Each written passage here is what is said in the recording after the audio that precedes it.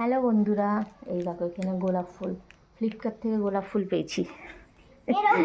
কেন কিসের জন্য কী বলে কি জানি না।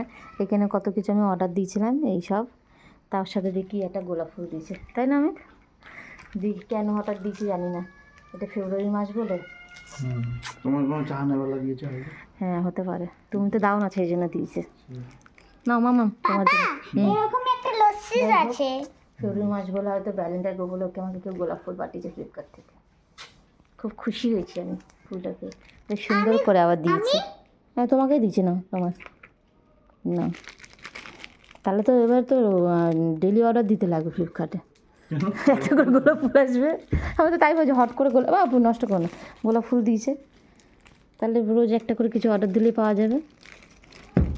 এই প্রথমবার বাবা দেখলাম এই যে বিনা পয়সা কিছু পাওয়া গেল অনলাইনে। দাও রেখে দিই সুন্দর করে, ভালো লাগছে গোলাপ ফুল বলে কথা।